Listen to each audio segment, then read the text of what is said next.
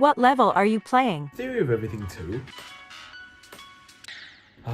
I died at the triple spike. Has it always been a triple spike? I remembered seeing 4 spikes there. Nope, that's probably a Mandela effect though. Wait, you should make a full video with all of these Mandela effects. But before that, just note that this video was heavily inspired by Colin's YouTube short linked in the description. But anyways, Mandela effects are everywhere in the world. They happen in shows, movies, or even logos. But they also happen in video games, including Geometry Dash. So I want to go through as many Mandela effects in Geometry Dash as possible, and I will also give a rating to each Mandela effect to see if it's either a good or a bad Mandela effect. this video will be split into 3 parts, and the first part is about RobTop levels. Let's talk about the first Mandela effect. Tell me which one of these screenshots has the correct spelling of can't let go. I'll give you a few seconds.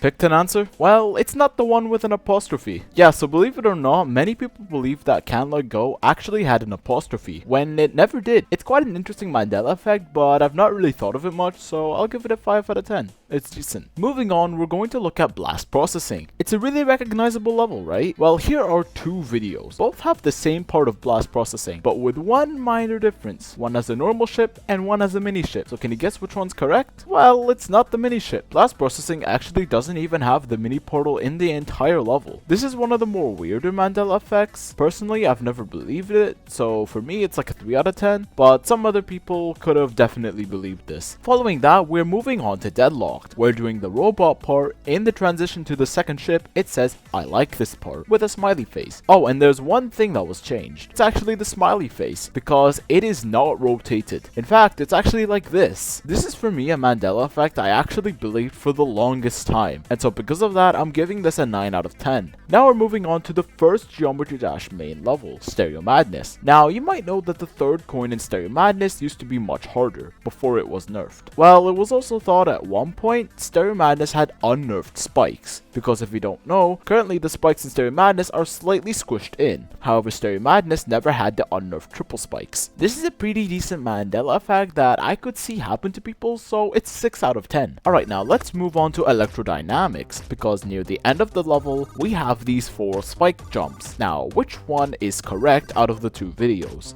The structure versions or the Clubstep Monster versions? Well, it's the normal one. I'm actually not sure about this Mandela effect. This is one of the more iffy Mandela effects and I never really believed it, but I could see it. 4 out of 10. And the final level for this section of this video is Theory of Everything 2. As explained in the intro, the Clubstep monster that is there before the wave is not actually a quadruple spike, it is actually a triple spike, which surprised me a decent amount. This happened because of Neptune's remake of Toad 2, which had a quadruple spike. This also was another Mandela effect I believed quite a ton, so I'll give it an 8 out of 10. This says a lot about society. What the hell?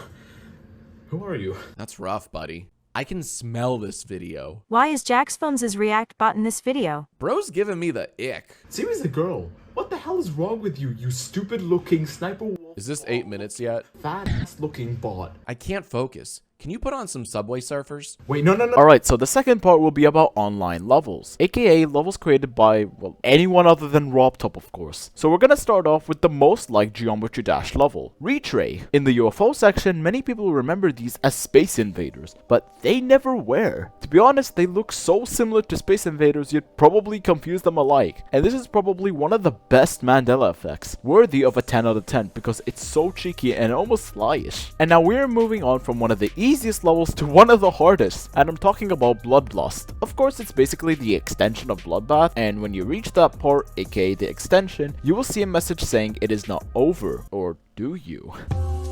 Well, it actually says it is not Owen. The thing is, I'm not 100% sure on why it says this, so please leave a comment explaining why. But anyways, again, this is one of the more slyish, cheeky Mandela effects that I really like, and I'll probably give an 8 out of 10 to. And the final level for this section is quite an interesting one. I found it on the All-Rated Extreme Demon List Discord server, and it talks about this specific level, Loaded the Fishwasher, ranked 373 on the list as a recording. And it says how they thought it was called Loading the Fishwater. And while it is quite an obscure Mandela effect, I really like this Mandela effect. I'll give this Mandela effect a 7 out of 10. There's still one more section, but this video is honestly getting quite boring. Hold on, I got someone. Can I just call someone? Go for it. Thank you. Yo, Coralone. Yo, man, what's up? I need some help with my video, mostly because it's getting pretty boring. Yeah, no problem. I can go for it.